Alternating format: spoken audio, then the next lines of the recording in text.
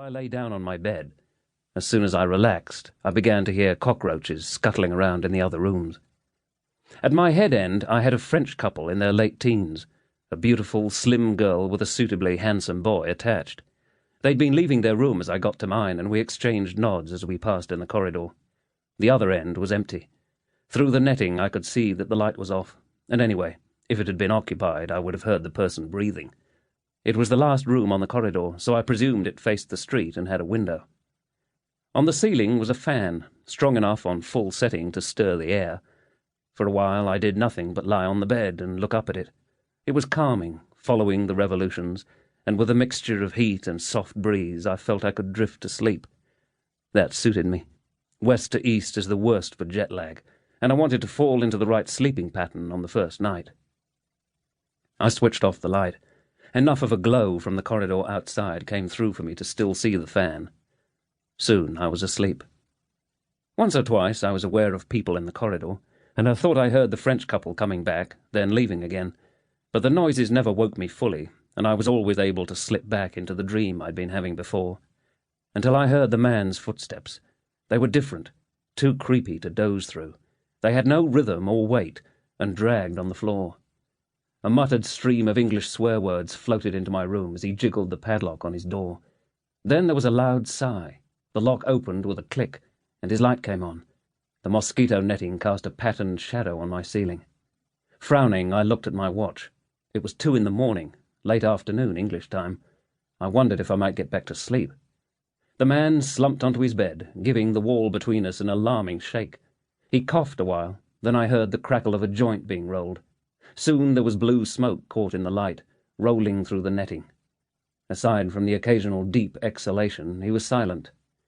I drifted back to sleep. Almost. "Beach," said a voice. I opened my eyes. "Fucking beach. We're both as good as—" The voice paused for a coughing fit. "Dead." I was wide awake now, so I sat up in bed. "Cancer in the corals, blue water, my beach. Fucking Christ did me in," the man continued. He had an accent, but at first my sleep-fogged head couldn't place it. "Beach," he said again, spitting out the word. A Scottish accent. Beach. There was a scrabbling sound on the wall. For a moment I thought he might be trying to push it over, and I had a vision of myself being sandwiched between the formica board and the bed. Then his head appeared through the mosquito netting, silhouetted, facing me. "Hey," he said. I didn't move. I was sure he couldn't see into my room. "Hey, I know you're listening. In there, I know you're awake." He lifted up a finger and gave the netting an exploratory poke. It popped away from where it was stapled to the formica. His hand stuck through. "Here." A glowing red object sailed through the darkness, landing on the bed in a little shower of sparks. The joint he'd been smoking. I grabbed it to stop it from burning the sheets. "Yeah," said the man, and laughed quietly. "Got you now. I saw you take the butt." For a few seconds I couldn't get a handle on the situation. I kept thinking, what if I actually had been asleep? The sheets might have caught fire. I might have burned to death. The panic flipped into anger, but I suppressed it. The man was way too much of a random element for me to lose my temper. I could still only see his head, and that was backlit, in shadow. Holding up the joint, I asked, "Do you want this back?" "You were listening," he replied, ignoring me. "Heard me talking about the beach?" "You've got a loud voice." "Tell me what you heard." "I didn't hear anything." "Heard nothing?" He paused for a moment, then pressed his face into the netting. "You're lying." "No, I was asleep. You just woke me up when you threw this joint at me."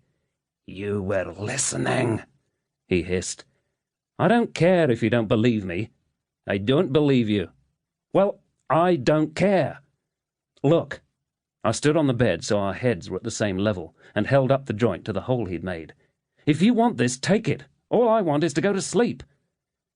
As I lifted my hand, he pulled back, moving out of the shadow. His face was flat like a boxer's, the nose busted too many times to have any form, and his lower jaw was too large for the top half of his skull. It would have been threatening if not for the body it was attached to. The large jaw tapered into a neck so thin it seemed incredible that it supported his head, and his T-shirt hung slackly on coat-hanger shoulders. Past him I saw into his room. There was a window, as I'd assumed.